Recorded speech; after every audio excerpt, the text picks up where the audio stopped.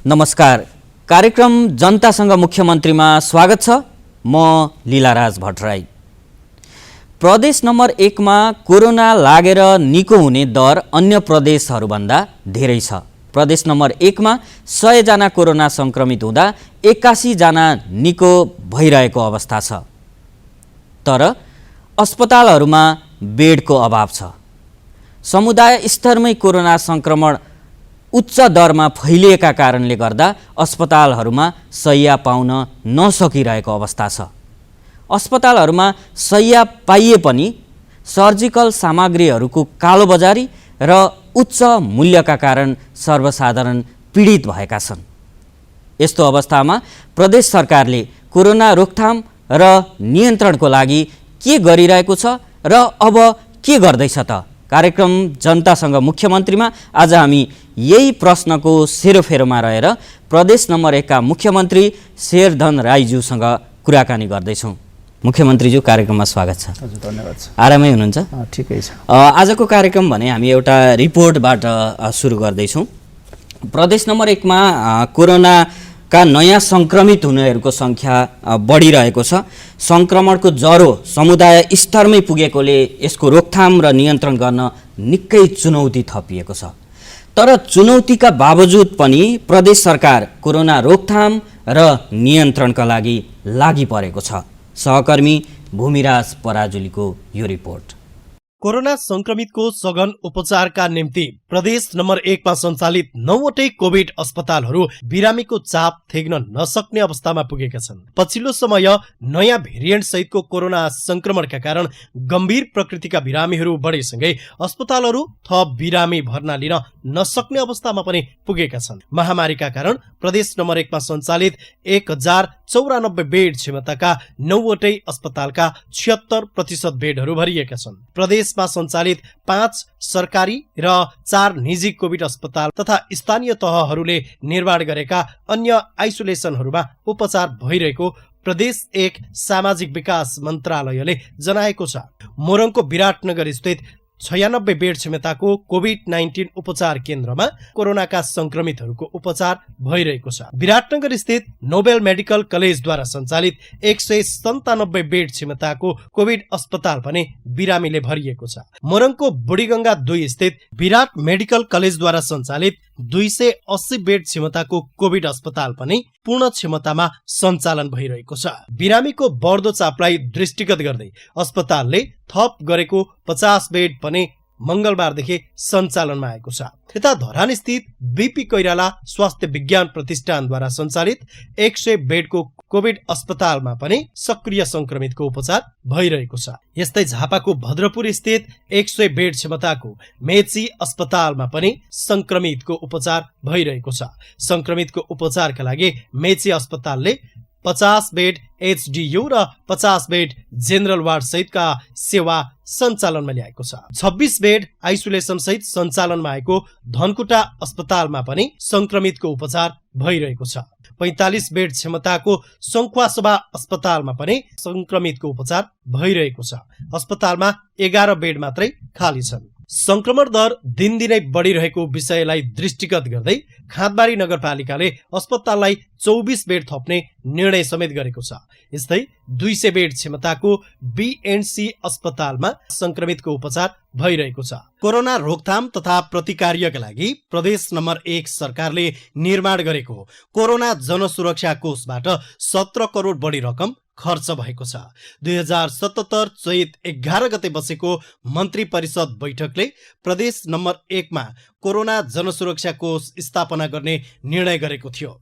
प्रदेश सरकारद्वारा स्थापित कोषमा हालसम्म जम्मा भएको कुल आम्दानीको 62.35% रकम खर्च भएको छ, जसमा आन्तरिक मामिला तथा कानून मन्त्रालय मार्फत 2 करोड 2,12,386 र सामाजिक विकास मन्त्रालय मार्फत 15 करोड 48,26,000 रुपैयाँ निकासा भई खर्च भएको सरकारी तथ्याङ्क छ।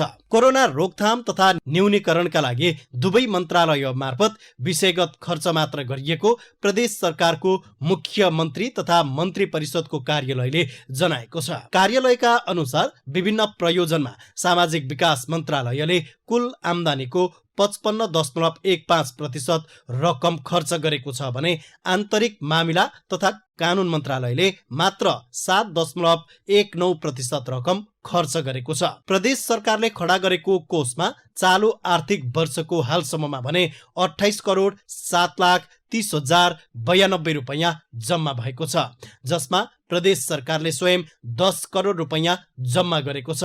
यसबाहेक स्थानीय सडक सहयोग इकाइबाट 4 करोड, सिर्जना फाइनान्स लिमिटेडबाट 11 लाख, नेपाल पब्लिक क्याम्पस सङ्घबाट 1 लाख, यातायात व्यवस्था कार्यालयबाट 2,661 र आर्थिक वर्ष 2076-77 को अन्तिम मौजदातबाट 13 करोड 95,27,431 रुपैयाँ आम्दानी भएको जनाएको छ।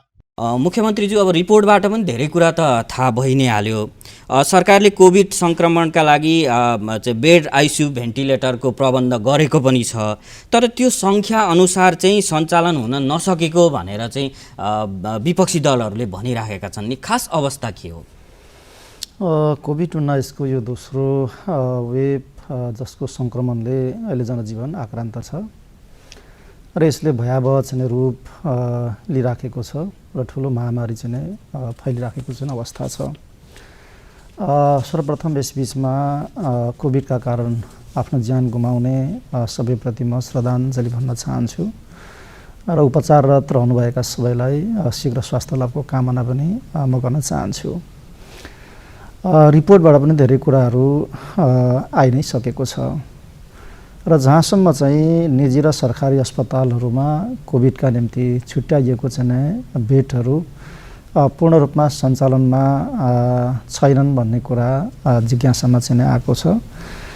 यसबीचमा सरकारी र निजी, विशेष गरेर चाहिँ निजी तवरमा सञ्चालित विराट मेडिकल, नोबल मेडिकल, त्यसै गरी विराट चाहिँ नर्सिङ, न्युरो, त्यसै गरी चाहिँ यता बिएनसी अनि सरकारी अस्पतालहरू,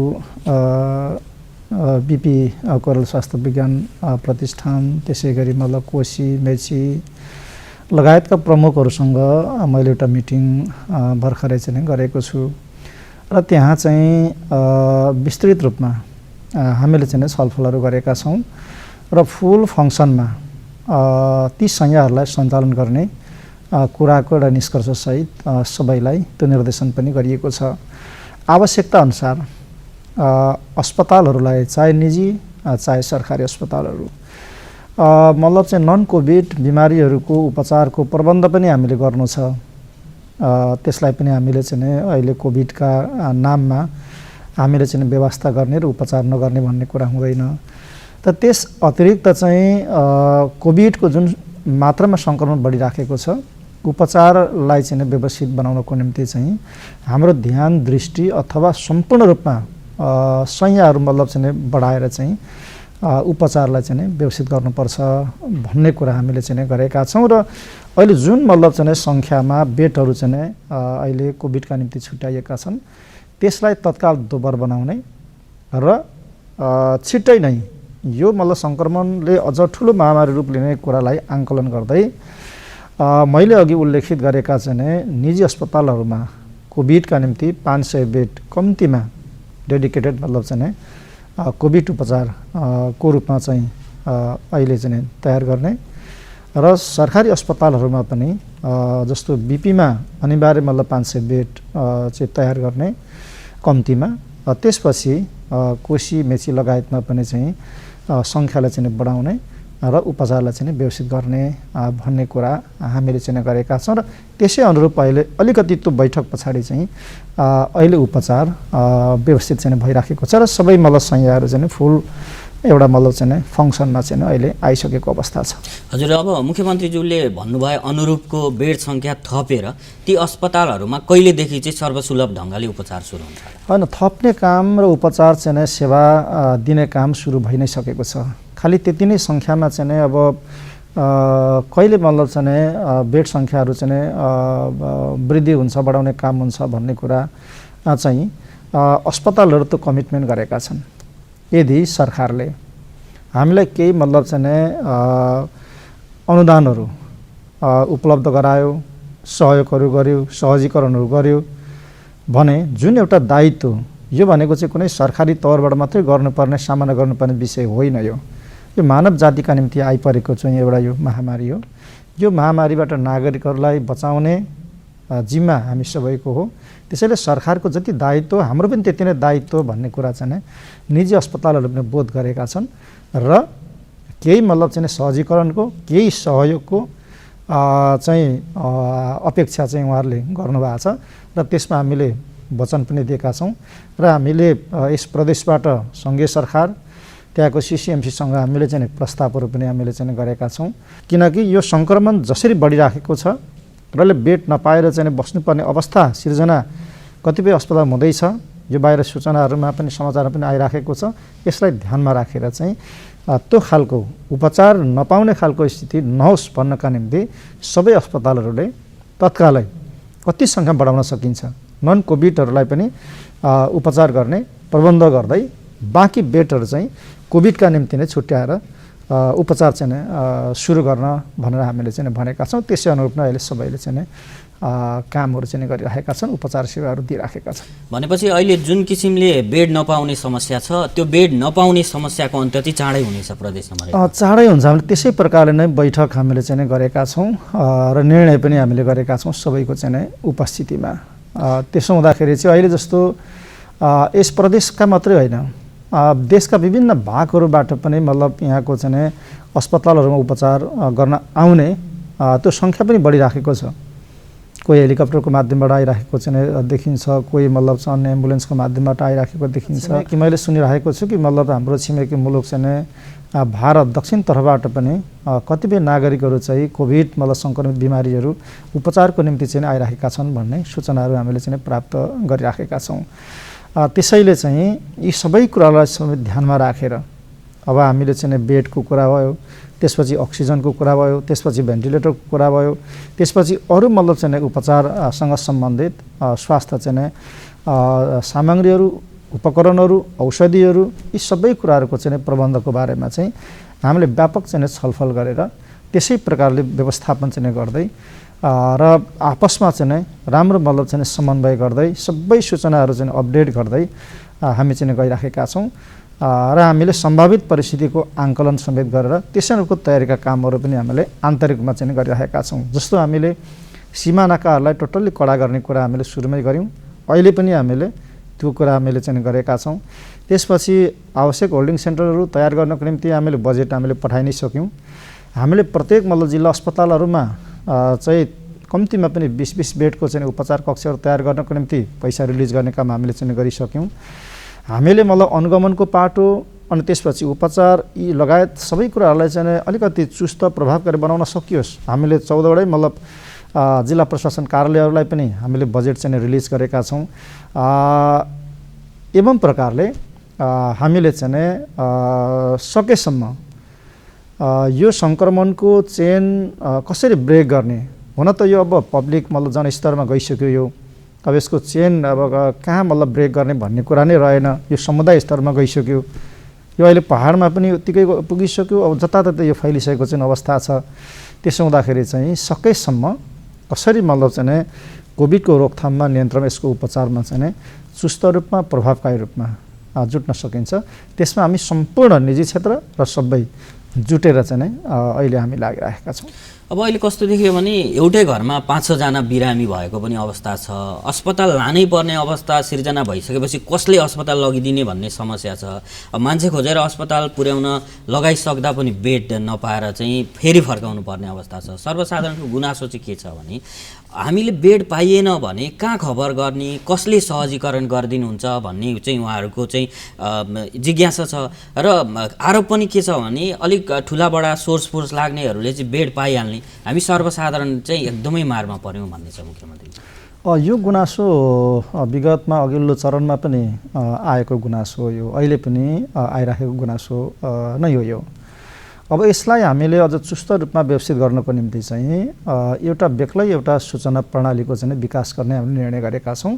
त्यसको जिम्मा सामाजिक विकास मन्त्रालयलाई हामीले दिएका छौँ, ताकि कोभिडसँग सम्बन्धित सम्पूर्ण जानकारीहरू, कुन अस्पतालमा कोभिडको निम्ति कति बेड छ र ती बेडहरूमध्ये भेन्टिलेटरको सुविधा लिने कतिवटा बेड छ, त्यसपछि अक्सिजन सहितको आइसियु सहितको सुविधा भएका बेडहरू कतिवटा छन्, त्यसपछि एचडियु सेवा सहितको चाहिँ बेडहरू कतिवटा छन् देखि लिएर कहाँ कुन स्तरको उपचार कुन अस्पतालमा चाहिँ गर्न सकिन्छ र कहाँ प्याक छ कहाँ खाली छ, यी सम्पूर्ण कुराहरूको चाहिँ जानकारी चाहिँ मतलब चाहिँ नागरिकहरूले लिन सक्ने र मतलब चाहिँ यो मतलब रिक्साहरूमा अटो रिक्साहरूमा एम्बुलेन्सहरूमा घुमेकै मतलब चाहिँ हुने खालको चाहिँ स्थिति अन्त्य गर्नको निम्ति त्यो हामीले चाहिँ डेभलप गर्ने भनेका छौँ। त्यो छिट्टै डेभलप हुन्छ। तर अहिले तत्काल कहाँ सम्पर्क गर्ने भन्दा त हामीले फेरि पनि अस्पतालमा सम्पर्क गर्ने हो। यता मतलब चाहिँ प्रदेश सरकारको चाहिँ सम्बन्धित लाइन मिनिस्ट्री भनेको सामाजिक विकास मन्त्रालयमा कन्ट्याक्ट गर्ने हो। हामीले फोकल पर्सनहरू हामीले तोकेका छौँ। यसरी चाहिँ अहिले पनि सम्पर्क गर्नको निम्ति सूचना लिनको निम्ति समस्या त छैन। तर व्यवस्थित अहिले अघि मैले जे भने कि एउटै मतलब पोर्टलबाट एउटै एप्सबाट सबै जानकारी अब नोबलमा जाने हो कि मतलब चाहिँ यता विराट मेडिकलमा जाने हो कि बिएनसीमा जाने हो कि बिपीमा जाने हो कि कोशीमा जाने हो कि कहाँ जाने र त्यहाँ के सेवा लिन सकिन्छ, कुन कुन प्रकारको सेवाहरू त्यहाँ लिन सकिन्छ, बेडहरू कि कुन कुन प्रकारका छन्, त्यहाँ खाली छ प्याक छ, यी सबै कुराको सूचनाको आधारमा चाहिँ उपचार लिन सक्ने खालको एउटा सूचना प्रणाली चाहिँ हामी तयार गर्दैछौँ र त्यो केही दिनभित्र त्यो तयार हुन्छ र त्यसबाट चाहिँ तपाईँले राखेको जिज्ञासा र नागरिकहरूले चाहिँ राख्दै आएको चाहिँ गुनासालाई चाहिँ सम्बोधन गर्ने, त्यसलाई व्यवस्थापन गर्ने काम चाहिँ हामी त्यसरी चाहिँ गरिराखेका छौँ। जस्तो अब सङ्घीय सरकारले तपाईँलाई बेड आवश्यक पर्यो, पाउनु भएन भने यो नम्बरमा चाहिँ सम्पर्क गर्नुहोस् भनेर चाहिँ सूचना नै जारी गरेको अवस्था थियो। हामीले प्रदेश नम्बर 1 मा पनि त्यस्तै गर्न खोजे हो। एकदमै हामीले त्यही गर्न खोजे हो। अब सर्वसाधारणको अर्को गुनासो चाहिँ के छ भने निजी अस्पतालहरूले सहिया थपी पनि राखेका छन्, उपचार सेवा दिइ पनि राखेका छन्, तर त्यहाँ भर्ना हुनै गाह्रो छ। अब पहिला सुरुमै भर्ना गर्नको लागि नि रकम डिपोजिट गर्नुपर्छ र मनोमानी ढङ्गले चाहिँ त्यहाँ उपचार शुल्क असुलिन्छ, एकरूपता छैन भन्ने गुनासो छ नि। यो पनि स्वाभाविक गुनासो हो यो। किनभने नेपाल सरकारले एउटा सर्वसाधारण नागरिकहरूका लागि एउटा मापदण्ड बनाएर उपचारको निम्ति निश्चित मतलब चाहिँ अनुदान स्वरूप चाहिँ उपचार खर्चहरू बेहोर्ने अथवा उपलब्ध गराउने कुरा नेपाल सरकारले चाहिँ गरेको छ। जस्तो एउटा क्याटेगोरी मतलब चाहिँ 3500, एउटा 7000, त्यसपछि 15000 र आइसियु मतलब कक्षमा जान पर्यो भने थप 50% चाहिँ रकम बेहोर्ने कुरा नेपाल सरकारले गरेको छ। त्यही बमोजिम नै निजी अस्पतालहरूलाई पनि नेपाल सरकारले र प्रदेश सरकारले हामीले चाहिँ उपचारका निम्ति भनेका छौँ र त्यहाँ उपचार चाहिँ गराइराखेका छन्। अब त्यसपछि अतिरिक्त मतलब चाहिँ अस्पतालले कतिपय शुल्कहरू चाहिँ लिइराखेको छ, लिनुपर्ने बाध्यता पनि छ। किनभने त्यहाँको इक्विपमेन्ट, त्यहाँको चाहिँ जनशक्ति, त्यहाँ उनीहरूले दिने चाहिँ सुविधाहरू आदि लाई हेर्दाखेरि 15000 ले मतलब चाहिँ पुग्ने खालको स्थिति बिल्कुल त्यहाँ छैन नै। अब तर त्यसको अर्थ चाहिँ मतलब यही मौकामा निजी अस्पतालहरूले चाहिँ नागरिकहरूबाट धेरै पैसा असुल्ने खालको नियत राख्नु हुँदैन। तर एकदम रिजनेबल केही मतलब अतिरिक्त शुल्कहरू मतलब उनीहरूले लिन सक्छन्। त्यो भनेको चाहिँ बिमारीहरूलाई चित्त बुझाएर, कुरो बुझाएर उनीहरूको मतलब चाहिँ ज्यान बचाउनु छ, बच्नु छ, त्यो हिसाबले के अतिरिक्त लिन सक्छन् त्यो लिइराखेका पनि छन्। तर यसलाई कसरी एकरूपता बनाउने, कसरी मतलब चाहिँ त्यो खालको नियतहरू काहीँ कतै मतलब चाहिँ नरहोस् र पब्लिकहरू मारमा नपरुन् भन्ने कुराको आधारमा हामीले चाहिँ यसपटक छलफल पनि गरेका छौँ र नेपाल सरकारलाई हामीले प्रस्ताव गरेका छौँ कि अब सब्सिडाइज कसरी गर्ने मतलब चाहिँ निजी अस्पतालहरूलाई, ताकि नागरिकहरू मारमा नपरुन्। त्यसरी अस्पतालहरूले चाहिँ नठगुन्, उपचारको नाममा, कोभिडको नाममा पैसा धेरै असुल गर्ने काम मतलब घरबास नै मतलब उठ्ने खालको चाहिँ स्थिति कोभिड लागेको कारणले नहोस्। त्यसो हुनाले कति कसरी निजी अस्पतालहरूको पनि कुरा सुनेर अनि हामीले कतिसम्म सम्बोधन गर्न सकिन्छ, कतिसम्म मतलब चाहिँ सब्सिडाइज गराएर अनि नागरिकहरूलाई एउटा सुलभ ढङ्गले चाहिँ उपचार गराउन सकिन्छ, त्यसका बारेमा अलिक प्रष्ट ढङ्गले केही कुराहरू गर्नको निम्ति हामीले प्रस्ताव पनि गरेका छौँ निजी अस्पतालहरूसँग छलफल गरेर। र यो छलफल अनि यो प्रस्ताव गर्दै गर्दा एकरूपता हुने गरिकन, जनताहरूलाई चाहिँ मारमा नपर्ने गरिकन तपाईँहरूले एकदमै सुलभ ढङ्गले र एकदमै गुणस्तरीय सेवा तपाईँहरूले चाहिँ दिनुपर्छ भन्ने कुरा चाहिँ नै हामीले यो प्रदेशमा गरेका छौँ। हजुर, जस्तो अब अस्पतालमा उपचार गर्न गयो, 2 दिन उपचार गर्दा 1 लाख रुपियाँ तिर्नुपर्ने अवस्था आयो भनेर सर्वसाधारणले गुनासो गरिरहेका छन्। अब सर्वसाधारणले ठ्याक्कै 1 लाख रुपियाँ तिर्न सक्ने अवस्था पनि छैन। अब संसदको सामाजिक विकास समितिले पनि उपचार शुल्क धरौटीमा एकरूपता कायम गराउनुपर्छ भनेर चाहिँ भनिसकेको अवस्था छ। अब यसलाई कहिलेसम्ममा कसरी कार्यान्वयन गरिन्छ होला? मैले अघि पनि भने हामीले यो विषयमा पर्याप्त ती अस्पतालका प्रमुख सञ्चालकहरू स्वयं नै सशरीर हामीले चाहिँ बसेर हामीले बैठक गरेका छौँ, छलफल गरेका छौँ र उहाँहरूको समेत कुरा सुनेर नै हामीले सँगै सरकार सिसिएमसीको पनि ध्यानकर्षण गराएका छौँ, प्रस्ताव गरेका छौँ र त्यो एकरूपता पनि कायम होस् र मान्छे चाहिँ पैसाको कारणले 1 लाख पैसा जम्मा गर्न नसकेको कारणले मान्छेले भन्न नपाउने, मान्छेले मतलब चाहिँ सास फेर्न नपाउने, त्यस्तो हुन सक्दैन। त्यसैले हामीले सबैलाई चाहिँ भनेका छौँ र एकरूपता छिट्टै कायम हुन्छ र त्यस प्रकार कोभिडको नाममा चाहिँ नागरिकहरू मारमा नपरुन्, नठगिउन् भन्ने कुराको सुनिश्चितता चाहिँ हामीले गरेको छलफल, हामीले निकालेको निष्कर्ष, त्यहाँ व्यक्त भएको प्रतिबद्धता र हामीले मतलब केन्द्रीय सरकारसँगै सरकार समक्ष चाहिँ गरेको प्रस्तावले नै वास्तवमा त्यो एकरूपता आउने कुरा र सुलभ ढङ्गले नागरिकहरूले उपचार पाउने कुराको चाहिँ सुनिश्चितता त्यसले गर्छ। अब निजी अस्पतालमा गएर रकम तिरेर उपचार गराउन नसक्ने सर्वसाधारणले चाहिँ के गर्ने होला, कहाँ कसरी उपचार गर्ने होला? अहिले सरकारी मतलब चाहिँ अस्पतालहरूमा हामीले लगभग चाहिँ निःशुल्कै हामीले चाहिँ उपचार गराइराखेका छौँ। जस्तो हाम्रो चाहिँ प्रदेश सरकारले तयार गरेको कोशी कोभिड उपचार केन्द्र, जहाँ अहिले 83वटा अक्सिजन सहितको चाहिँ बेडहरू छन्, त्यो फुल अपरेसनमा छ। आजको दिनमा पनि कुनै बेडहरू खाली छैनन्। त्यसै गरी हामीले चाहिँ भेन्टिलेटरहरू 20वटा हामीले सेट गरेका छौँ, 15वटा चाहिँ अपरेसनमा छन्, सञ्चालनमा छन्। आजको मितिमा पनि केही बिमारीहरू त्यहाँ त्यो सेवा चाहिँ लिइराखेको चाहिँ अवस्था छ। हामीले मतलब चाहिँ अक्सिजनको मतलब सप्लाई गर्ने कुराको सुनिश्चितता हुन बित्तिकै अरू थप 100 बेड हामीले थप्ने भनेका छौँ।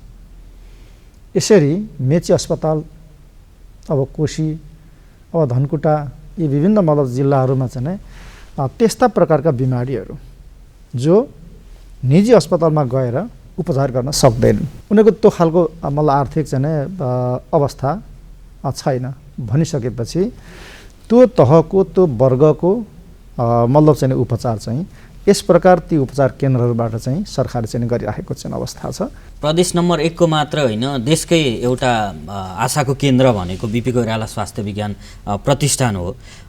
त्यहाँ चाहिँ रहेको 100 बेडको कोभिड अस्पतालमा 10वटा मात्र भेन्टिलेटर र त्यहाँ जनशक्ति चाहिँ अपर्याप्तता र भेन्टिलेटरको क्षमता अनुसार काम पनि नभएको भन्ने किसिमका गुनासोहरू पनि आएका छन्। अब यसलाई व्यवस्थित गर्नको लागि चाहिँ के कसरी अगाडि बढ्ने योजना छ? वास्तवमा तपाईँले भने जस्तो नेपालकै एउटा ठुलो संस्था हो बिपी कोइराला स्वास्थ्य विज्ञान चाहिँ प्रतिष्ठान। त्यति धेरै मतलब पूर्वाधार भएको, त्यति धेरै मतलब जनशक्ति भएको, त्यति धेरै इक्विपमेन्ट भएको चाहिँ अस्पताल वास्तवमा चाहिँ अरू छैन। तर त्यस्तो अस्पतालले जुन प्रकारले चाहिँ कोभिड र नन कोभिडहरूलाई एउटा उपचार गर्ने कुरामा असाध्यै नै व्यवस्थित हुनुपर्ने, असाध्यै नै चुस्त हुनुपर्ने, असाध्यै नै जिम्मेवार हुनुपर्ने, असाध्यै नै राम्रो हुनुपर्ने भन्ने कुरामा चाहिँ अलिकति त्यो संस्थाले चाहिँ आफूलाई त्यस रूपमा चाहिँ उभ्याउन सकिरहेको छैन। अब कारणहरू के छन् धेरै थाहा छैन। तर हामीले यसभन्दा अगाडि पनि बिपीलाई हामीले भन्यौँ, बैठक गऱ्यौँ। हामी नेपाल सरकार सम्बन्धी मन्त्रालय पनि हामीले भन्यौँ कि बिपीमा कम्तीमा पनि 500 बेडको चाहिँ डेडिकेटेड एउटा चाहिँ कोभिड उपचारको निम्ति चाहिँ त्यो क्षमताको चाहिँ हामीले एउटा अस्पताल चाहिँ तयार गरौँ। हामीले पटक पटक भन्यौँ, तर आजको मितिसम्म 100 बेड पनि फुल फङ्सनमा मतलब चाहिँ नचलिरहेको चाहिँ अवस्था चाहिँ एकदमै दुःखद छ। यसपटक पनि हामीले छलफल गऱ्यौँ। एउटा सरकारी अस्पताल हुनुको नाताले, एउटा ठुलो मतलब चाहिँ संस्था हुनुको नाताले त पैसाको अभाव छैन। नेपाल सरकारले पैसा पनि मतलब चाहिँ पठाइराखेको छ, हामीले पनि सहयोग गर्ने भनेका छौँ। तर जुन तदारुकता, जुन जिम्मेवारी बोध, जुन एउटा जवाबदेहिताका साथमा चाहिँ आफूलाई तयार गरेर चाहिँ एउटा चुस्त र मतलब चाहिँ एउटा क्वालिटी सर्भिस, एउटा गुणस्तरीय मतलब सेवा चाहिँ त्यसले मतलब चाहिँ दिनुपर्ने हो। त्यो रूपमा चाहिँ अलिकति चाहिँ बिपी अगाडि बढ्न सकिरहेको छैन। तर यसपटक हामीले फेरि बैठकबाट हामीले भनेका छौँ र छिट्टै नै कम्तीमा चाहिँ 500 बेड चाहिँ मतलब चाहिँ कोभिड उपचारको निम्ति चाहिँ सेवा सञ्चालन गर्ने गरिकन तयार गर्न भनेका छौँ र हामीले केन्द्रमा पनि लेखेर पठाएका छौँ। हामीले हाम्रो तर्फबाट सहयोग गर्ने कुराको वचन पनि हामीले दिएका छौँ र आवश्यकता पर्दा भोलि नेपाल सरकारले प्रदेश सरकारको मतलब चाहिँ प्रस्तावमा त्यो सम्पूर्ण मतलब त्यहाँ 840 कतिवटा बेडहरू छ त्यहाँ जम्मा 840लाई नै मतलब चाहिँ कोभिडमा रूपान्तरण पनि गर्न सकिन्छ। त्यो जानुपर्ने हुन्छ। भोलि निजी मतलब अस्पतालमा पनि त्यो हिसाबको हस्तक्षेप चाहिँ गर्नुपर्ने हुनसक्छ। तर त्यो चरणमा त्यो स्टेपमा आइपुगिसकेका छैनौँ र अहिले यति बेलाको अवस्थालाई चाहिँ अनुमान गरेर, आङ्कलन गरेर, विश्लेषण गरेर त्यस अनुरूपको तयारीमा रहनको निम्ति चाहिँ हामीले दोब्बर क्षमता भनेका छौँ र कम्तीमा चाहिँ मैले अघि भने जस्तो 500 क्षमतामा अपग्रेड गर्ने र एकदमै गुणस्तरीय सेवा चाहिँ दिने र एकरूपता पनि कायम गर्ने र कोभिडको नाममा नागरिकहरूलाई चाहिँ नठक्ने, मारमा नपार्ने भन्ने कुरा सहित गरेर हामी चाहिँ अगाडि बढेका छौँ। अब निजी अस्पतालहरूले सहिया थप गरेर भट्टाभट उपचार गर्न थालिसके, छिट्टै पनि गर्छन्। तर सरकारी अस्पतालहरूमा बेड थप्न चाहिँ किन समय लाग्छ अथवा त्यो प्रक्रिया झन्डटिलो छ कि के भएर चाहिँ समय लाग्ने हो? त्यसमा अलिकति यो वास्तवमा सबैले बुझ्नु पनि पर्छ कि हाम्रो सरकारी मतलब चाहिँ प्रोसिड्युरहरू, तपाईँ सार्वजनिक खरिद ऐनको कुरा गर्नुहोस्, एउटा निर्णय मतलब चाहिँ गरेर त्यसलाई कार्यान्वयनमा लानको निम्ति धेरै लामो मतलब चाहिँ प्रोसेस पुरा गर्नुपर्ने हाम्रो सरकारी कानुन, नियम, नीतिहरू त्यस प्रकारका छन्। तर निजी तहमा अहिले निर्णय हुन्छ, अहिले कारणमा चाहिँ जान सक्छ। हो, यो भिन्नता, यो खालको फरक मतलब चाहिँ प्रबन्धहरूका कारणले वास्तवमा चाहिँ भन्न बित्तिकै निजी अस्पतालमा सबै कुरा चाहिँ व्यवस्थित हुन्छ, सबै सामानहरू भट्टाभट आज किन्यो, आज जडान गर्यो, भोलिबाट सञ्चालन गर्यो। तर सरकारी स्तरमा त्यसका अनेक मतलब प्रोसेसहरू चाहिँ पुरा गर्नुपर्ने, खरिदका अनेक प्रक्रियाहरू चाहिँ पुरा गर्नुपर्ने, निकासाका अनेक प्रक्रियाहरू पुरा गर्नुपर्ने, यी आदि कारणले वास्तवमा चाहिँ भनेको बेला भनेको समयमा सरकारी मतलब चाहिँ उसमा चाहिँ मतलब त्यो खालको चाहिँ कुराहरू चाहिँ तयार चाहिँ नहुने खालको। अब यस्तो सङ्कटका बेलामा ती प्रक्रियाहरूलाई खुम्च्याएर गर्न सकिँदैन? त्यो सकिन्छ, हामीले त्यही गरेका हौँ। जस्तो सुरुमा हामीले चाहिँ जुन बेला कोभिड देखा परेकै थिएन यस प्रदेशमा, तर हामीले अनुमान गऱ्यौँ कि यो कोभिडको सङ्क्रमण यो बढ्न सक्छ र यो प्रदेशमा पनि आउन सक्छ, किनभने खुला सीमा धेरै छ। छिमेकी मुलुक मतलब चाहिँ भारतबाट छिट्टै यो मतलब कोभिड यता मतलब सङ्क्रमण आउन सक्छ, फैल्न सक्छ, त्यो अनुमान गऱ्यौँ। हामीले 10 दिनमा हामीले छोटो प्रक्रिया पुरा गरेर हामीले चाहिँ अस्पताल तयार गऱ्यौँ। त्यो पछि वास्तवमा हाम्रो दूरदर्शिता, हाम्रो आङ्कलन, अनुमान, विश्लेषण एकदम सही मतलब ठहरियो।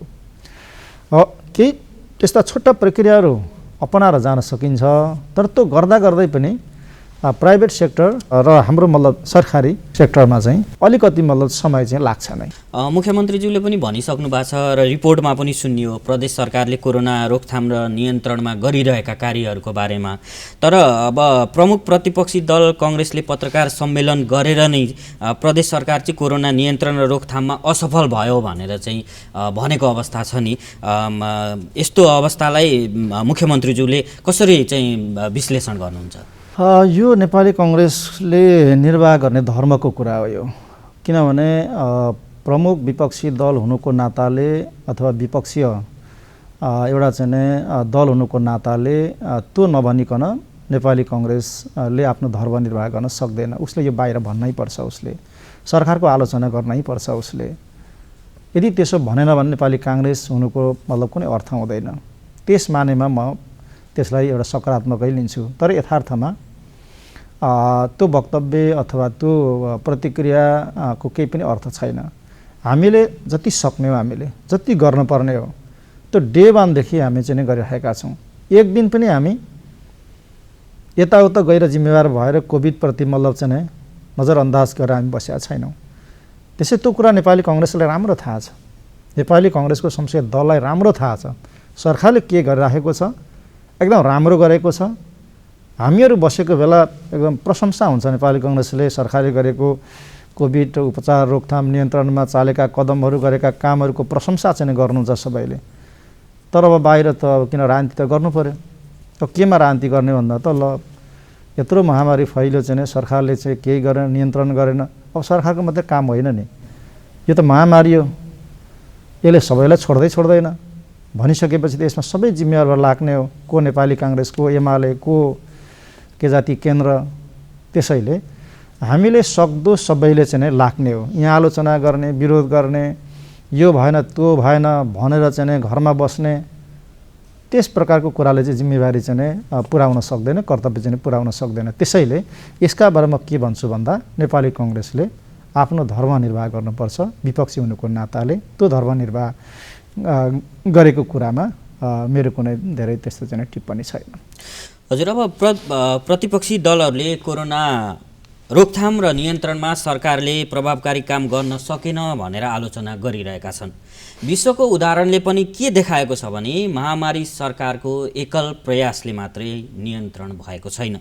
यस्तो महामारी नियन्त्रण गर्न राजनीतिक दलहरूको आफ्नो भूमिका चाहिँ के हुन्छ त भनेर हामीले नेपाली कङ्ग्रेस प्रदेश 1 का प्रमुख सचेतक केदार कार्कीसँग छोटो कुराकानी गरेका छौँ। अब यो महामारी रोकथाम तथा नियन्त्रण गर्नका लागि विभिन्न राजनैतिक दलहरूको पनि केही न केही भूमिका र केही न केही उत्तरदायित्व त पक्कै हुन्छ। के गर्नु पर्थ्यो, राजनैतिक दलहरूले के गर्नुपर्छ र तपाईँहरू के गरिरहनु भएको छ?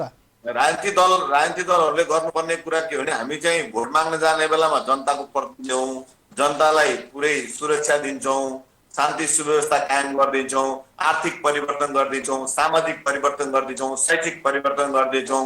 तपाईँलाई अप्ठ्यारो परेको बेलामा हामी सबभन्दा अगाडि आइदिन्छौँ भनेर निर्वाचनमा जान्छौँ।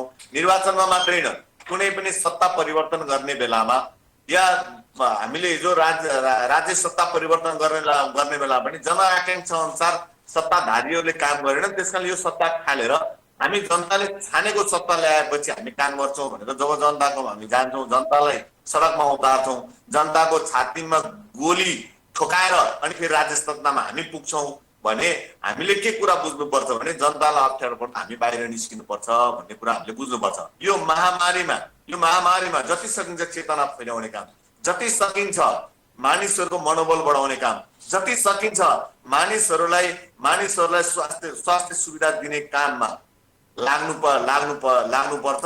राजनीतिक दलको भूमिका भनेको सरकारलाई घचघच्याउने मात्रै होइन, आफूले पनि अग्रसर भएर काम गर्नुपर्छ भन्ने कुरा चाहिँ राजनीतिक दलले बुझ्नुपर्छ। प्रदेश नम्बर 1 को हकमा कुरा गर्ने हो भनेदेखि सरकारदेखि बाहेक रहेका अन्य दलहरूले तपाईँले भनेका कामहरू, तपाईँले भनेका कर्तव्यहरू पुरा कतिको गरेका छन् त? प्रतिपक्षी दलको संसद दलको नेताले आफू सभापति भएको ठाउँलाई आइसोलेसनका लागि अझ सकिन्छ भने कोभिड अस्पतालै चलाउनु भने पार्टीहरूले जिम्मा लाउनु भएको छ। उहाँ आफै के भन्छ, कोभिडका अस्पतालहरू चार्दै हिँड्दै कोभिडका बिरामीहरू भएको ठाउँमा गाउँ जाँदै हुन्छ र कोभिड भएकै बिरामी घरमा गएर भन्दै हुन्छ तपाईँहरू नआतिनुहोस्, हामी तपाईँका साथमा छौँ भन्दै। जब उहाँ पहिले कोभिडको पेसेन्टै हो, यसरी कुद्दा कोभिड लागेको। मेरो कुरा गर्नुहुन्छ, म त संसद दलको प्रमुख सचेतक हो। हिजो मात्रै कुरा गरौँ, हिजो अस्तिदेखि हामी एउटा संसदीय सामाजिक समितिबाट पनि अनुगमन गर्दैछौँ। हिजो त हामी आइसोलेसन होइन, कोभिड बिरामी राख्ने आइसियु भित्रै हामी छिरेर हेऱ्यौँ कि बाहिर भनेको र भित्र गरेको कुरा ठगेको छन् कि भनेर। कोभिडका सङ्क्रमितहरू दिनदिनै बढिरहेका छन्, अस्पतालहरू भरिभराउ छन्, बेड पाउन मुस्किल रहेको अवस्था छ। अब यस्तो अवस्थामा घरैमा होम आइसोलेसनमा बस्दा अक्सिजनको लेभल 93 भन्दा तल झर्यो र अस्पतालहरूमा सम्पर्क गर्दा बेड पनि पाउन सकिएन भने त्यस्तो अवस्थामा अक्सिजनको लेभल बढाउनको लागि चाहिँ के गर्नुपर्छ त भनेर हामीले बीपी कोइराला स्वास्थ्य विज्ञान प्रतिष्ठानका डाक्टर सञ्जीव शर्मासँग छोटो कुराकानी गरेका छौँ। डाक्टर साहब, यो कोरोना संक्रमितहरूले यदि समयमा बेड पाएनन् भनेदेखि ती कोरोना संक्रमितहरूलाई कसरी वैकल्पिक उपायद्वारा कसरी उपचार गर्न सकिन्छ, उहाँहरूले कसरी सावधानी अपनाउन सकिन्छ, के हुन्छन् उपाय? कोरोना संक्रमित बिरामीको कुरा गर्दाखेरि हामीले दुईटा कुरा बुझ्नुपर्छ। एउटा कोरोना संक्रमित बिरामीलाई सुरुमा हुने लक्षणहरू जस्तै ज्वरो आउने, रुगाखोकी लाग्ने, टाउको दुख्ने, जिउ दुख्ने आदि इत्यादि, त्यो ज्वरो आएको बेलामा हामीले ज्वरो कम गर्ने औषधि खाने, जस सिटामोल भन्छौँ जुन हामी विभिन्न नामले आउँछ बजारमा, त्यो औषधि खाने र त्यसले 500 mg को आउँछ। 500 mg कोले पुगेन भने दुईटा गरेर पनि खान सकिन्छ र दिनको 4 पल्ट खान सकिन्छ र ज्वरो कम गर्न यी औषधिहरू खाने। त्यहाँ पछाडि प्रशस्त मात्रामा झोल पदार्थहरू खाने र यो बिमारले विशेष गरी 6-7 दिनदेखि पछाडि चाहिँ शरीरमा अरू अङ्गहरूमा असर गर्न थाल्छ, जस्तै फोक्सोमा असर गर्न थाल्छ। त्यतिखेर हामीले शरीरमा अक्सिजनको मात्रा हेर्नुपर्छ। पल्स अक्सिमिटर भन्ने यस्तो च्यापेर हेर्ने सानो मेसिन पाउँछ, यहाँहरूले देख्नुभयो होला, आज धेरैले प्रयोग गर्छन्। त्यो मेसिनमा अक्सिजन नापेर हेर्ने र अक्सिजनको मात्रा ठिकै छ, 95, 94, 95 या त्योभन्दा माथि छ भने त्यो ठिक हो र त्यसको त्यतिखेर केही पनि गर्नु पर्दैन। अघि भने जस्तै लक्षणको उपचार मात्रै गर्ने, ज्वरो आए प्यारासिटामोल खाने, झोल पदार्थ प्रशस्त खाने, पौष्टिक आहार खाने र अरू केही गर्नु पर्दैन। यदि अक्सिजनको मात्रा घट्न थाल्यो भने र अक्सिजन झरेर 92, 92 या त्योभन्दा कम भयो भने चाहिँ तुरुन्तै अस्पताल जानुपर्ने हुन सक्छ। तर यहाँले भने जस्तै अस्पतालको बेड पाउन अहिले गाह्रो हुन सक्छ। तसर्थ अस्पतालको बेड नपाउँदाखेरि चाहिँ डेक्सामिथासोन भन्ने ट्याब्लेट पाउँछ, त्यो ट्याब्लेट सुरु गर्ने। 6 mg, 0.5 mg को आउँछ, अर्थात् 12 वटा ट्याब्लेट खानुपर्ने हुन्छ केही खाएर। डेक्सामिथासोन भन्ने ट्याब्लेट खाए हुन्छ। त्यो पाइएन भने प्रेडनिसोलन भन्ने जुन दबाई आउँछ बजारमा 40 mg को, त्यो खाए पनि हुन्छ। 6 mg को डेक्सामिथासोन या त प्रेडनिसोलन 40 mg को खानुपर्छ र त्यसो गर्दा पनि अक्सिजनको मात्रा तलै भइरह्यो भने अक्सिजनको व्यवस्था गर्नुपर्छ। तर त्यति गरुन्जेल घोप्टो परेर सुत्ने, जसलाई हामी प्रोन पोजिसन भन्छौँ, त्यो पनि गर्नुपर्ने हुन्छ। त्यसले पनि शरीरमा अक्सिजनको मात्रा बढाउन मद्दत गर्छ, सास लिन सजिलो हुन्छ। त्यो कसरी गर्ने भन्दा त घोप्टो परेर सुत्ने आधी घण्टा, दाहिनेपट्टि आधी घण्टा कोल्टे परेर सुत्ने, देब्रेपट्टि आधी घण्टा कोल्टो परेर सुत्ने र बेड नपाउन्जेल हामीले गर्ने दुईटा मुख्य कुरा भए जुन सजिलै गर्न सकिन्छ। यो औषधि डेक्सामिथासोन 6 mg को खाने, डेक्सामिथासोन नपाएदेखि प्रेडनिसोलन भन्ने 40 mg को खाने र घोप्टो परेर सुत्ने र मिल्छ भने अक्सिजनको व्यवस्था गर्ने। अक्सिजनको सिलिन्डर मार्फत पनि व्यवस्था गर्न सकिन्छ या अक्सिजन कन्सन्ट्रेटरको मार्फत व्यवस्था गर्न सकिन्छ। अक्सिजन सिलिन्डर घरमै राखेर पनि प्रयोग गर्न सकिन्छ डाक्टर साहब? गर्न सकिन्छ, ठुलो कुरा भएन। तर त्यसको अक्सिजन सिलिन्डर भनेको कस्तो हुन्छ भने जस्तै ठुलो सिलिन्डरको कुरा गरौँ जुन झन्डै लगभग 50 किलोको हुन्छ, 48 पोइन्ट कतिको हुन्छ, 50 किलोको हुन्छ। त्यो अक्सिजन सिलिन्डर तपाईँले ल्याउन सक्नुभयो भने त्यसमा 7050 लिटर अक्सिजन हुन्छ र तपाईँले त्यसलाई चाहिँ एउटा बिरामीलाई 5 लिटर पर मिनट दिनु पर्यो भने त्यसलाई कति घण्टा जान्छ भनेर हिसाब गर्ने हो। तर त्योभन्दा सानो सिलिन्डरहरू भयो भने अक्सिजनको मात्रा कति दिनुपर्छ त्यसमा भर पर्छ। त्यही भएर 1-2 लिटर दिँदाखेरि सजिलै हुने भयो भने त अक्सिजनको सिलिन्डरले पनि पुगिहाल्छ, घरमा ल्याएर गर्न सकिएला। धेरै चाहियो भने त त्यो व्यवस्था गर्न अति नै गाह्रो हुन्छ र एउटा सिलिन्डर सकिएपछि अर्को सिलिन्डर बिचमा ल्याइहाल्नु पर्ने हुन्छ र त्यो व्यवस्था गर्न गाह्रो पनि हुन सक्छ, तर बेड नहुँदा अक्सिजनको व्यवस्था गर्न सक्दा अति नै उत्तम हो। तर अक्सिजनको व्यवस्था पनि गर्न सकिएन भने चाहिँ त्यो औषधि खाने अनि घोप्टो परेर सुत्ने प्रोन पोजिसन जसलाई भन्छौँ। अक्सिजन नै लगाउँदाखेरि डाक्टर साहब यदि मलाई कति अक्सिजन आवश्यक पर्ने रहेछ, प्रति घण्टा कति मात्रा अक्सिजन दिन पर्ने रहेछ भन्ने कुरा चाहिँ कसरी थाहा पाउने? अति उत्तम प्रश्न। यसको लागि चाहिँ तपाईँको त्यही अक्सिजन सेचुरेसन हेर्ने। अक्सिजन सेचुरेसन 95 त्यही अघि भन्यो नि चेपेर लाउने भने PSO2 भन्छ, त्यसमा पल्स अक्सिमिटर भन्छ त्यो चेप्नेलाई। त्यसमा यदि अक्सिजनको मात्रा 95 या त्योभन्दा माथि छ भने अक्सिजन पुग्यो। सुरुमा 1 लिटरबाट सुरु गर्ने, 2 लिटरबाट सुरु गर्ने, त्यहाँ मात्रा देखिन्छ नि, त्यो एउटा ट्युब जस्तो हुन्छ, त्यसमा हेर्ने र 95 भन्दा माथि नहुन्जेल त्यसलाई बढाइराख्ने। बढाएर जति मात्रामा राख्दा 1 litre, 2 litre, 3 litre, 4 litre, 5 litre जतिमा राख्दाखेरि त्यो अक्सिजनको मात्रा 95 या त्योभन्दा माथि हुन्छ, त्यति नै चाहिने हो। बिपी कोइराला स्वास्थ्य विज्ञान प्रतिष्ठान धरानका डाक्टर सञ्जीव शर्मालाई यो महत्त्वपूर्ण जानकारीको लागि धेरै धेरै धन्यवाद। मुख्यमन्त्रीज्यू, अब मास्क, सेनिटाइजर लगायत सर्जिकल सामग्रीहरू र रेमडेसिभिर लगायतका औषधिहरूको माग अत्याधिक छ, तर बजारमा यी सामग्रीहरूको कालोबजारी बढेको छ। अब यसलाई चाहिँ कसरी नियन्त्रण गर्ने होला? यसका बारेमा पनि हामीले पर्याप्त छलफल गरेका छौँ। मैले अघि जुन फोरमको कुरा गरेँ त्यहाँ 3 जिल्लाका झापा, सुनसरी र मोरङका प्रमुख जिल्लाधिकारीहरू, सुरक्षा निकायका प्रदेश प्रमुखहरू लगायत सबैसँग चाहिँ हामीले छलफल चाहिँ गरेका छौँ। र ती त्यस्ता कुराहरू जो मौखिक रूपमा मलाई पनि विभिन्न ठाउँबाट फोनहरू चाहिँ आइराखेका छन् थिए, त्यसका आधारमा चाहिँ एकदम कडाइका साथमा त्यसलाई कन्ट्रोल गर्नको निम्ति, अनुगमन गर्नको निम्ति आवश्यक निर्देशनहरू चाहिँ भएका छन्। त्यसैले मलाई लाग्छ कि जुन प्रकारले काहीँ कतै भइरहेको चाहिँ हुनसक्छ कि मलाई यो मौकामा अब मास्क पनि मतलब जुन मूल्य हो त्यो बर्लिम, औषधि पनि मतलब चाहिँ एकदम अभाव जस्तो चाहिँ खडा गरिदिउँ र त्यसपछि अन्य एउटा माध्यमबाट मतलब ठुलो मतलब चाहिँ मूल्यमा चाहिँ बेचेर त्यहाँ कालाबजारिया गर्ने खालको चाहिँ नियतहरू, त्यस्तो छिटफुट चाहिँ हुनसक्छ। तर ती कुरालाई पनि रोक्नको निम्ति, किनभने यो महामारीको बेला त्यस्तो नियत राख्नु भनेको अपराधको कुरा हो। त्यस्तो अपराधिक चाहिँ काम यस्तो मतलब चाहिँ बेलामा त्यो गर्नु हुँदैन।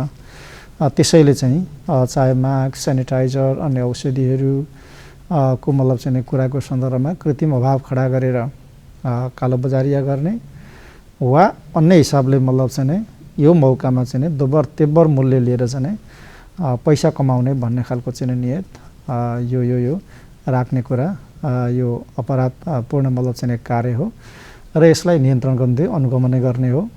कडाइका साथमा आवश्यक चाहिँ स्टेपहरू चाल्ने हो। त्योभन्दा अर्को चाहिँ उपाय हुन सक्दैन। म यस्ता खालका चाहिँ सोचहरू, यस्ता खालका कार्यहरू नगर्नको लागि म सबैलाई आग्रह पनि गर्न चाहन्छु र आफ्नो मतलब सुरक्षामा र जनताहरूको चाहिँ सुरक्षामा हामीले अधिकतम चाहिँ ध्यान दिने हो।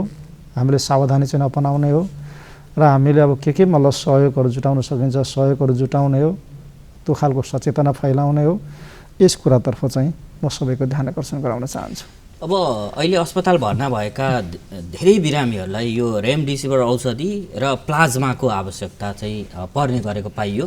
तर त्यहाँ बिरामी लिएर गएका आफन्तहरूले यो खोज्न नै समस्या भइरहेछ। सर्वसाधारणले कहाँदेखि ल्याउने, कसरी ल्याउने भन्ने कुराले धेरै तनाव दिएको चाहिँ बताउँदै आएका छन्। अब यो कुरालाई सहजीकरण कसरी गर्ने होला? अब यसका बारेमा हामी छलफल गरौँला। वास्तवमा यो प्लाज्माको कुरा भयो होइन। अर्को मतलब चाहिँ एउटा औषधि जो अहिले यद्यपि त्यो औषधि अहिले मलाई उपलब्ध भइसकेको छ मेरो जानकारीमा आएअनुसार चाहिँ, तर त्यो घरिघरि मैले त्यो चाहिँ अभाव छ एकदमै भन्ने खालको चाहिँ कुराहरू आइराखेको छ। ती त्यस्ता कुराहरूलाई कसरी म्यानेज गर्न सकिन्छ हामी चाहिँ छलफल गरौँला। निजी मतलब चाहिँ अस्पतालहरूसँग गरौँला अथवा स्वास्थ्य सम्बन्धित अथवा त्यस्तो स्वयंसेवी मतलब कतिपय सङ्घ संस्थाहरूसँग पनि छलफल गरेर ताकि मतलब एउटा खास एउटा मतलब सम्पर्क केन्द्र र त्यो केन्द्रमा कन्ट्याक्ट गरिसकेपछि वास्तवमा एउटा चाहिँ च्यानल एउटा मतलब चाहिँ नेटवर्क बनाएको हुन्छ, त्यसबाट चाहिँ प्लाज्मा समयमा चाहिँ दिन सकिने खालको चाहिँ स्थिति बनोस्, मतलब अन्य औषधिहरू पनि उपलब्ध हुने खालको स्थिति बनोस्, हामी छलफल गरेर यसलाई चाहिँ व्यवस्थित बनाउँछौँ। हजुर, अहिले नयाँ भेरिएन्टको कोरोना परिवारमा एकजनालाई लागिसकेपछि परिवारका सबै सदस्यहरूलाई लाग्ने क्रम चाहिँ बढिरहेको छ। यस्तो अवस्थामा होम आइसोलेसनमा बसेकाहरूले परिवारका अन्य सदस्यहरूलाई नसरोस् भन्नको लागि के गर्नुपर्छ त भन्ने विषयमा हामीले होम आइसोलेसनमा 14 दिन बसिसकेर निको भइसक्नुभएका तर परिवारका अन्य सदस्यहरूलाई चाहिँ कोरोना सङ्क्रमण नभएका दमक नगरपालिकाका प्रमुख प्रशासकीय अधिकृत गणेश प्रसाद तिमसिनासँग छोटो कुराकानी गरेका छौँ। सर, सामान्य संक्रमित हुँदा घर नै सुरक्षित स्थान कसरी बनाउन सकिँदो रहेछ? त्यो बेलामा कोठा चाहिँ अलग्गै बस्नै पर्छ, कोठा चाहिँ सेयर गर्न मिल्दैन होइन। कोही संक्रमित दुईजना भए चाहिँ अब सँगै बस्न मिलो, नत्र भने चाहिँ एकजना मात्रै संक्रमित हुँदा चाहिँ अलग्गै रुममा बस्नै पर्छ। उसले सुत्ने, ओढ्ने, ओछ्याउने, लाउने, खाने सबै कुराहरू अलग्गै हुनुपर्छ। त्यो संक्रमित आफैले सरसफाइ गर्नुपर्ने, त्यसको व्यवस्थापन आफैले गर्नुपर्छ। र टोयलेट बाथरुम पनि सकेसम्म चाहिँ अब अलग्गै प्रयोग गर्ने हो। अब छैन भने त्यसलाई चाहिँ संक्रमितले प्रयोग गरिसकेपछि त्यसमा हार्पिक, तपाईँको चाहिँ फिनेल, सेनिटाइजरले राम्रोसँग सफा गरेर मात्रै निस्कनुपर्छ। संक्रमण आफूमा देखिसकेपछि परिवारका अन्य सदस्यमा पनि संक्रमण नदेखियोस् भन्नका लागि कस्ता सावधानीका उपाय अपनाउनु पर्दो रहेछ? तपाईँको आफ्नो अनुभव बताइदिनु।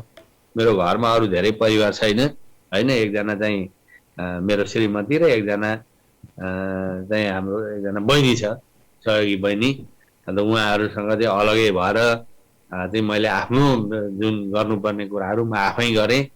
मैले यी भनेका कुराहरू हरेक मैले पालना गरेँ। सबैले गर्नुपर्छ, होइन भने परिवार पुरै सङ्क्रमित हुन्छ। अहिलेको सङ्क्रमण भनेको तपाईँको चाहिँ अब यो चान्चुने सङ्क्रमण होइन, भेटेपछि सबैलाई सुताइहाल्छ। अब संक्रमित भएर घरमै बस्दा मानसिक रूपमा बढ्न सक्ने चिन्तालाई चाहिँ कसरी हटाउन सकिँदो रहेछ? के गर्न पर्ने रहेछ? विभिन्न सूचनाहरू आउँछन् यो बेलामा होइन। सामाजिक सञ्जालहरूमा नकारात्मक सन्देशहरू धेरै आएका छन्। त्यो नकारात्मक सन्देशहरूले मान्छेलाई झन् कमजोर बनाउँछ। यो कोरोना भने चाहिँ शारीरिक रूपले हुने बिमार त छँदैछ, यसले मानसिक रूपले पनि अत्यन्त मान्छेलाई कमजोर बनाउँदो रहेछ। यतिजना मरे, यति सङ्क्रमित भए, भनौँ त लास जलाएको ठाउँहरू अब त्यो त आधिकारिक नहुन सक्छ नि। 15 दिन महिना दिन अगाडि जलाएको, एक दिन कुनै दिन चाहिँ लास जलाएको चाहिँ चाङ चाहिँ आजको सामाजिक सञ्जालमा हेऱ्यो भने मान्छे आज तर्सिने भयो होइन। त्यहाँदेखि यस्ता कुराहरू चाहिँ मैले चाहिँ एभोइड, बिल्कुलै अब सामाजिक सञ्जालहरू त हेरियो, तर यस्ता खालका समाचारहरू देख्ने बित्तिकै त्यसबाट स्केप हुने र जहाँ चाहिँ आफूलाई काम लाग्ने खालका आधिकारिक च्यानलहरू छन्, आधिकारिक व्यक्तिबाट आएका सूचनाहरू छन्, त्यो मात्रै आफूले हेर्ने र त्यसलाई मनलाई डर बनाउने काम गर्नुपर्छ। होम आइसोलेसनमा बसिसकेपछि परिवारका अन्य सदस्यहरूसँग गफगाफ पनि हुन सक्छ। अब त्यसरी कुराकानी गर्दाखेरि कसरी सावधानी अपनाउने? त्यो चाहिँ अब कोठा खोलेर हाल्नुपर्छ होइन, ढोका बन्द गर्न मिल्दैन होइन, झ्याल ढोका खुला राख्ने र कम्तीमा अब 6 फिट दूरी भन्छ, 6 फिट भन्दा बढी नै दूरी मैले चाहिँ कायम राखेँ। एउटा कोठाबाट अर्को कोठामा तपाईँको 8-10 फिट, कम्तीमा चाहिँ 3 मिटर 4 मिटरको दूरी वरपरबाट गफ गर्न सकिन्छ। अब यस्तो बेलामा धेरै लामो गफ पनि गर्न भएन। सामान्य जुन आवश्यक कुराहरू गर्नका निमित्त चाहिँ 10-12 फिट वरपरबाट चाहिँ गफ गरेर त्यहीँबाट गर्नु है भनेर गर्ने, तर मास्क लगाएर बोल्नु। उहाँ हुनुहुन्थ्यो दमक नगरपालिकाका प्रमुख प्रशासकीय अधिकृत गणेश प्रसाद तिमसिना। मुख्यमन्त्रीज्यू, अब यो निषेधाज्ञालाई कडाइ गरिसकेपछि अब बाहिर फेर हिँडुल गर्नेहरू त कमी नै छन्, तर घरमा एकजनालाई लागेको छ भने घरका सबै परिवारलाई लाग्ने क्रमले गर्दा चाहिँ सङ्क्रमितहरूको सङ्ख्या धेरै देखिएको छ।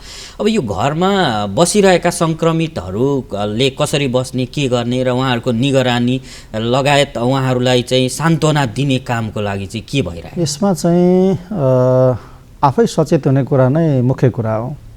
सावधानी अपनाएर बस्ने कुरा नै प्रमुख कुरा हो। यसको निदान, यसको उपचार, यसको रोकथाम भनेको नै आफू स्वयं अनुशासनमा बस्ने, अपनाउनु पर्ने सावधानीहरू अपनाउने, लक्षणहरू देखा पर्न बित्तिकै आइसोलेसनमा बसि नै हाल्ने भनेको सेपरेट, अघि गणेशजीले भन्नुभयो। एउटा सेपरेट मतलब चाहिँ रुममा बसि नै हाल्नु पर्यो ताकि मतलब परिवारको अरू सदस्यहरूलाई सङ्क्रमण नहोस्। त्यसैले सबभन्दा पहिला चाहिँ जनचेतना फैलाउने कुरा, प्रवाह गर्ने कुरा र एउटा डिसिप्लिन मेन्टेन गर्ने कुरा, त्यो भनेको भौतिक दूरीको कुरा भयो, त्यसपछि मास्कको कुरा भयो, सेनिटाइजरको कुरा भयो, साबुन पानीले हात धुने कुराहरू भयो, भिडभाडमा नजाने कुराहरू भयो, देखि लिएर केही मतलब चाहिँ खानपानका कुराहरू, त्यो तातो पानी पिउनु पर्ने होला, त्यो बेसार पानी मतलब चाहिँ बिहान बेलुका लिनुपर्ने होला देखि लिएर अन्य कुराहरूको चाहिँ सावधानी अपनाएर बस्न सक्दाखेरि यो कोभिडले वास्तवमा चाहिँ सङ्क्रमित गर्नै सक्दैन। पहिलो रोकथाम र नियन्त्रण भनेको यो सबभन्दा ठुलो गतिलो भनेको। त्यसैले हामीले सुरुदेखि नै भन्दै आएका छौँ, हामीले विभिन्न मतलब चाहिँ ब्रोसरहरूको माध्यमबाट, विभिन्न मतलब चाहिँ मिडियाहरूको माध्यमबाट, विभिन्न क्याम्पेनिङहरूको माध्यमबाट चाहिँ हामीले पहिलो चरणदेखि नै हामीले यो जनचेतनामूलक चाहिँ कुराहरू चाहिँ हामीले प्रवाह गरिरहेका छौँ। तर अझै मतलब नागरिकहरूमा कस्तो भने अटेर गर्ने बानी हुन्छ नि हाम्रो, अटेर गर्ने, यो केही होइन भन्ने, एल्चेक्राइ गर्ने आदि कारणले वास्तवमा चाहिँ यो जोखिम चाहिँ बढ्ता चाहिँ बढेको चाहिँ अवस्था छ। त्यसो हुँदा त्यस्तो जोखिम बढाउने काम कोही कसैबाट चाहिँ हुन हुँदैन। त्यसैले यो मतलब चाहिँ अब सङ्क्रमण देखा परेपछि गर्ने उपचारको कुरा आदिको कुरा त्यो एउटा चाहिँ अलग कुरा भयो, यो सेकेन्डरी मतलब चाहिँ पार्टको कुरा भयो। तर प्राथमिक कुरा भनेको चाहिँ त्यो सङ्क्रमणबाट कसरी जोगिने, कसरी सुरक्षित हुने प्रमुख कुरा हो र त्यो चेतना हरेक नागरिकले राख्ने हो भने चाहिँ यसलाई मजाले चाहिँ पराजित गर्न सकिन्छ यो चाहिँ कोभिड-19लाई। र म यो कार्यक्रम मार्फत पनि म त्यही नै भन्न चाहन्छु सम्पूर्ण दाजुभाइ दिदीबहिनीहरूलाई, एकदमै आफू सुरक्षित भएर बस्ने, सावधानी सबै चाहिँ अपनाउने, सबै अनुशासनहरू पालना गर्ने र आफूले मात्रै होइन आफ्नो परिवार छरछिमेकी सबैलाई, अब बाहिरबाट आउने मानिसहरूलाई त्यो खास मतलब चाहिँ बिन्दुहरूमा, नाकाहरूमा त्यो पालिकाहरूले गर्नुपर्छ। त्यहाँ हाम्रो प्रशासन सुरक्षा निकायहरू छन्, सबैको समन्वयमा आवश्यक मतलब उनीहरूलाई परीक्षण गर्ने, होल्डिङ सेन्टरमा राख्ने, आइसोलेसनमा राख्ने, क्वारेन्टाइनमा राख्ने, चेक जाँचको चाहिँ बन्दोबस्त गर्ने, ती कुराहरू एउटा खास मतलब चाहिँ गेटवेहरूमा त्यो प्रबन्ध गर्नुपर्छ। बाँकी चाहिँ आफू जहाँ हो त्यहाँ सुरक्षित ढङ्गले बस्न बित्तिकै चाहिँ यो सङ्क्रमणबाट चाहिँ बच्न सकिन्छ, सुरक्षित हुन सकिन्छ। म त्यस कुराको निम्ति चाहिँ सबैलाई आह्वान अपिल चाहिँ गर्न चाहन्छु। अब यो महामारीका बेला प्रदेश सरकार सँगसँगै जनताले राजनीतिक दल, सामाजिक सङ्घ संस्था, नागरिक समाजको पनि भूमिका खोजेका छन्, तर त्यो भूमिका पाएका छैनन्। अब यस्तो बेलामा व्यापारी, उद्योगपति, सम्पन्न व्यक्तिहरूले चाहिँ सहयोग गर्ने क्रम काठमाडौँतिर देखिएको छ, अरू ठाउँहरूमा देखिएको छ। अब यहाँ प्रदेशमा चाहिँ राजनीतिक दल, सामाजिक सङ्घ संस्था, उद्योगी, व्यापारीहरूको यो बेला के भूमिका हुन्छ होला? प्रदेश सरकारको अपेक्षा के छ? अब यस्तो महामारीको बेला भूमिका चाहिँ खोज्ने, दिनु पर्यो भनेर माग्ने बेला होइन यो। यस्तो बेला भनेको चाहिँ के भूमिका मैले खेल्न सक्छु भनेर भूमिका खेलिहाल्ने हो। त्यहाँ जनचेतना फैलाउने काम, मतलब आर्थिक सम्बन्ध मतलब चाहिँ प्रबन्ध जुटाउने, इक्विपमेन्टहरू चाहिँ सहयोग गर्ने जो प्रदेशमा भइरहेछ नि। जस्तै निजी स्तरबाट नागरिक केयर सेन्टरले प्रदेश सरकारसँग चाहिँ मिलेर साझेदारी गरेर हामीले चाहिँ 100 बेडको अक्सिजन सहितको हामीले चाहिँ सेवा चाहिँ केन्द्र हामीले तयार गऱ्यौँ। भनिसकेपछि यो चाहिँ स्वतः स्फूर्त रूपमा आफूले मतलब चाहिँ भूमिका मलाई पाएन, मैले दिएन, मलाई दिएन भने यो माग्ने होइन, खोज्ने होइन, भूमिका मतलब चाहिँ निर्वाह गर्ने हो। के गर्न सकिन्छ आफ्नो ठाउँबाट त्यो गर्ने हो। त्यो किन त्यो मानवीय एउटा मतलब चाहिँ यो एउटा वास्तवमा चाहिँ सङ्कट हो। यो मानव जातिमा आइपरेको सङ्कट हो।